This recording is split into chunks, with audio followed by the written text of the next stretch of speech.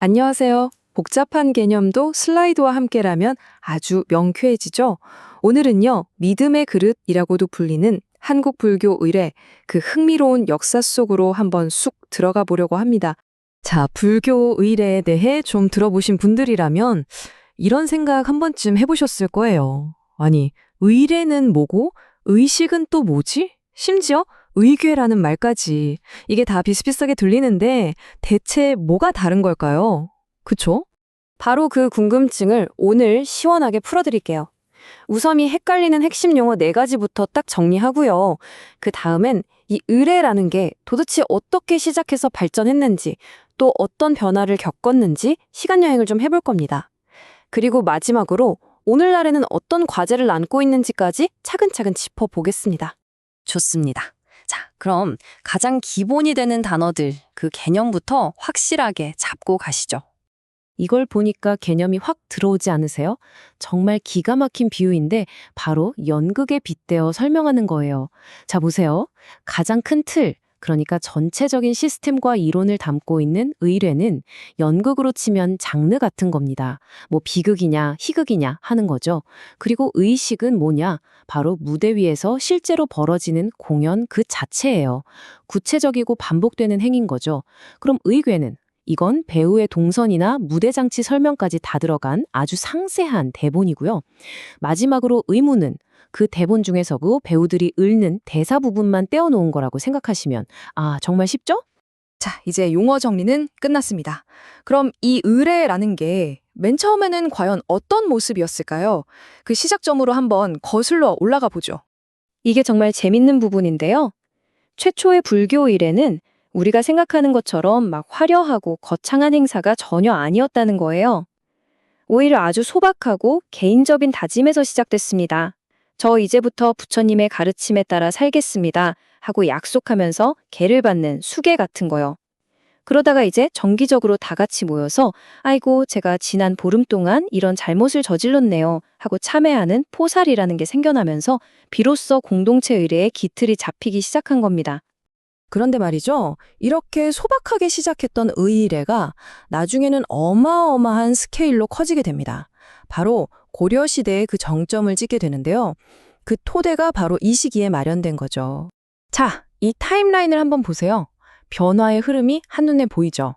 처음에는 개인의 다짐이었던 의례가 대승불교의 모든 중생을 구제한다는 사상을 만나면서 스케일이 확 커집니다. 신분에 상관없이 누구나 참여하는 무차대회 같은 게 열리고요. 여기에 또 조상을 잘 모셔야 한다는 생각이 결합돼요.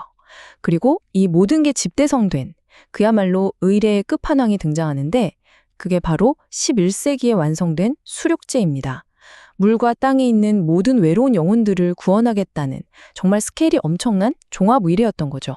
바로 이때가 한국 불교 의례의 그야말로 황금기, 최전성기였습니다. 고려시대에 열렸던 의례 종류가 몇 가지나 되는지 아세요? 무려 1100가지가 넘었습니다. 상상이 잘 안 가죠?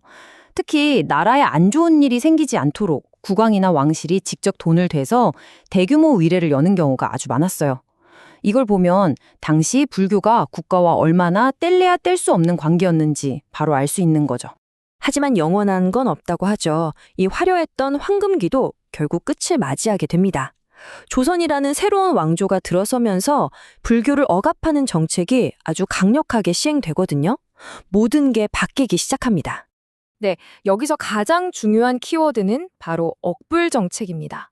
한번 생각해 보세요. 그 거대한 의례들을 치르려면 어마어마한 돈과 인력이 필요했을 거 아니에요. 그런데 국가에서 지원을 싹 끊어버리니까 현실적으로 고려시대처럼 크고 격식 있는 의례를 예전 그대로 유지하는 게 불가능해진 겁니다. 그 결과가 바로 이 슬라이드에 나타나 있습니다. 그야말로 의례의 종합 선물 세트 같던 수륙제가 말 그대로 조각조각 해체되기 시작한 거예요. 원래 수륙제의 한 파트였던 다 같이 경전을 외우던 부분은 영산제라는 이름으로 독립해서 하나의 의례가 되고요. 또 저승의 심판을 다루던 부분은 아예 살아있을 때 미리 공덕을 쌓지 않은 생전 예수제라는 새로운 의례로 발전해 나갑니다. 그러니까 거대한 하나가 여러 개의 전문화된 작은 의례들로 쪼개진 거죠. 이렇게 쪼개지는 현상이 18세기쯤 되면 너무나 보편적인 일이 되어버려요. 그래서 사람들은 이제 굳이 수륙제니 영산제니 하는 원래 이름도 잘 안 썼다고 해요. 그냥 통틀어서 작법이나 범요라고 불렀던 거죠. 마치 거대한 원본 영화는 잊히고 그 영화의 클립 영상들만 따로 돌아다니는 느낌이랄까요? 원본에 대한 기억이 점점 희미해져 간 겁니다. 자, 이렇게 수백 년에 걸친 변화와 적응의 역사, 이 기나긴 이야기는 곧바로 오늘날 한국 불교 의례가 안고 있는 여러 복잡한 문제들과 과제들로 연결됩니다. 그리고 20세기에 들어서면서 이건 또 완전히 새로운 차원의 변화가 덮칩니다. 서구화의 물결이죠. 갑자기 서양식 웨딩드레스를 입고 하는 불교식 결혼식이 생겨나고요. 지금 우리에게 익숙한 법회라는 형식도 사실 이때 만들어진 겁니다.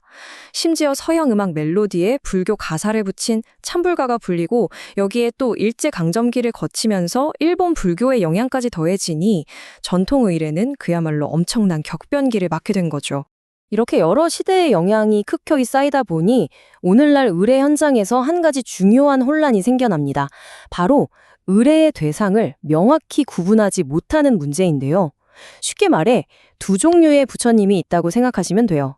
하나는 원래 그 절, 그 법당에 항상 모셔져 있는 주인 같은 봉한 신불, 그리고 다른 하나는 특별한 의식이 있을 때 오늘 저희 의식에 참석해 주세요 하고 초대하는 손님 같은 소청 신불입니다. 그런데 진짜 문제는 뭐냐면요. 이 둘의 구분이 모호해졌다는 거예요. 이 슬라이드의 비유가 정말 와닿는데요. 이미 우리 집에 살고 계신 부모님한테 굳이 오늘 저희 집에 꼭 좀 와주세요 하고 정중하게 초대장을 보내는 격이라는 거죠. 법당의 주인이신 부처님을 마치 손님처럼 의식 때마다 불필요하게 다시 초청하는 절차가 일상화되었다는 겁니다. 원문에서는 바로 이 지점이 심지어 매일 드리는 예불에까지 영향을 미치고 있기 때문에 우리가 진지하게 다시 한번 생각해봐야 할 핵심 문제라고 강하게 지적하고 있습니다.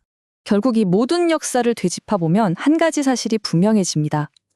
의례라는 건 박물관에 박제된 유물이 아니라는 거죠. 그 시대 사람들의 믿음, 그 시대의 정치 상황, 그리고 그 시대의 문화를 고스란히 담아내는 끊임없이 변화하고 숨쉬는 살아있는 그릇과도 같은 겁니다. 그렇다면 마지막 질문은 바로 이것이겠죠? 모든 것이 정말 빠르게 변하고 있는 지금, 그리고 앞으로의 세상 속에서 이 오래고 깊은 믿음의 그릇은 미래 세대의 마음을 또 어떤 새로운 모양으로 담아내게 될까요?